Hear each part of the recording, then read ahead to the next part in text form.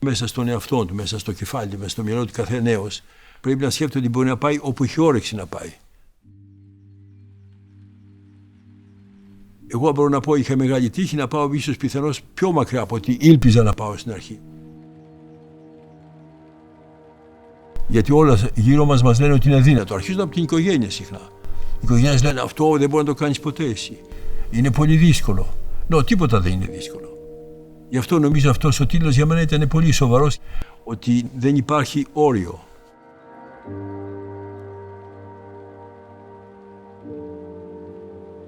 Όταν πήγα στη Γαλλία ποτέ δεν φανταζόμουν πως θα μπορούσα να γίνω σκηνοθέτης.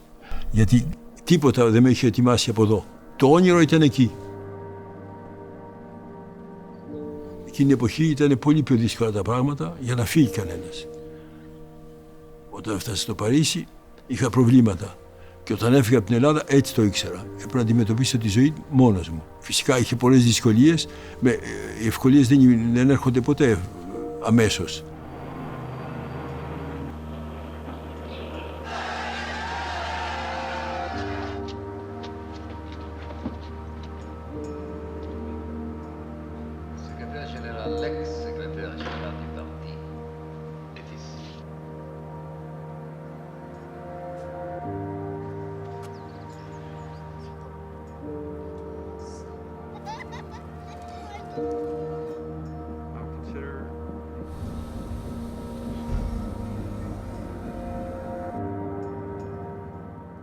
Στην Ελλάδα εκείνη την εποχή βλέπαμε ταινίες με καυγάδες, με σκοτωμούς κτλ.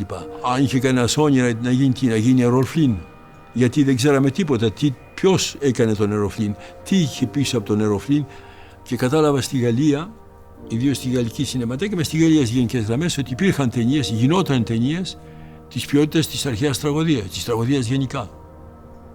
Ρίγκ Βον Στροχάιμ, ακριβώς. Την πρώτη ταινία που είδα στη σινεματέκη στο Παρίσι ήταν αυτό το τεράστιο φιλμ, 3 ώρες, που δεν είχε ούτε happy end, ήταν με αληθινή τραγωδία, όπως την ελληνική τραγωδία. Λοιπόν, κατάλαβα πως ο κινηματογράφος μπορεί να κάνει τέτοια έργα.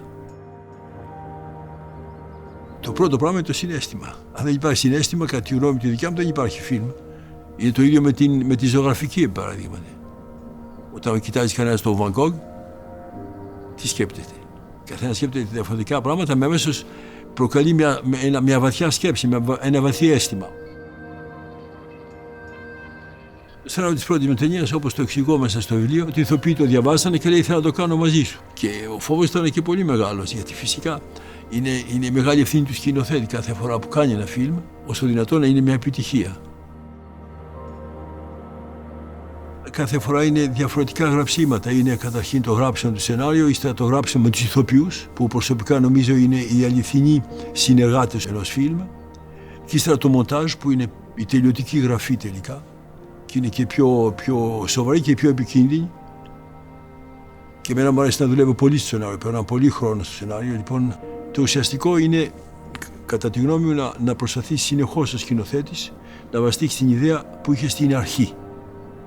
Ένας ηθοποιός πρέπει να είναι στην υπηρεσία του φιλμ, της ιστορίας, και όχι η ιστορία στην υπηρεσία του ηθοποιού. Ένα φιλμ με καταπληκτικό φωτισμό, καταπληκτικά ντεκόρ και με κακούς ηθοποιούς δεν περνάει.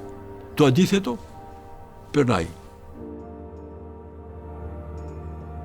Με η τέχνη είναι αντίσταση γενικά.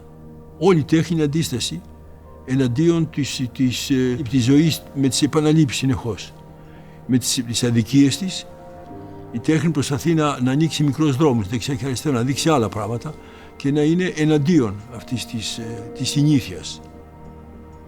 Υπάρχει μια φράση του ποιητού, του Γάλλου, του Jean Cocteau, που λέει υπάρχουν νόμοι για να κάνουμε ένα μεγάλο σουξέ, με δεν τους γνωρίζουμε και είναι καλύτερα έτσι.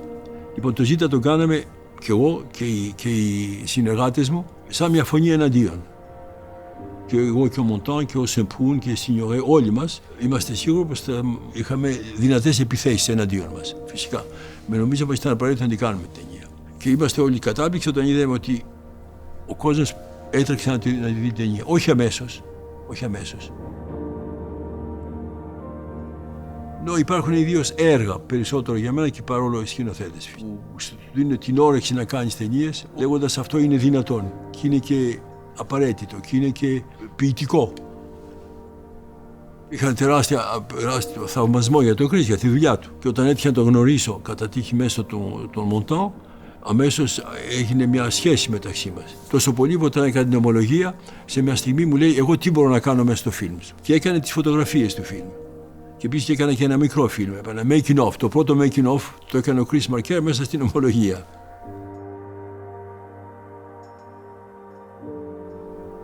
Τίποτα δεν θυμίζει η Ελλάδα εκτός από την Ελλάδα.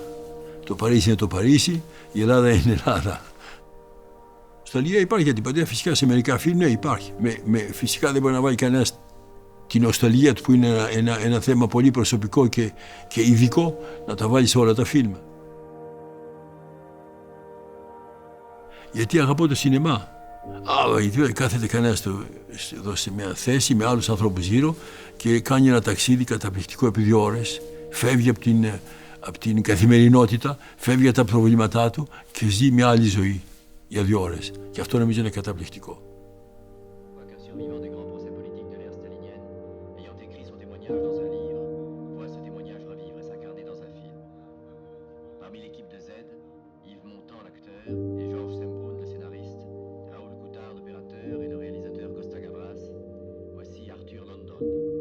Ancien vice-ministre des Affaires étrangères de Tchécoslovaquie, combattant de la guerre d'Espagne et de la résistance en France, arrêté et condamné en 1952 au cours du procès Slansky, auteur d'un livre terrible que tout homme de ce temps doit avoir lu et médité.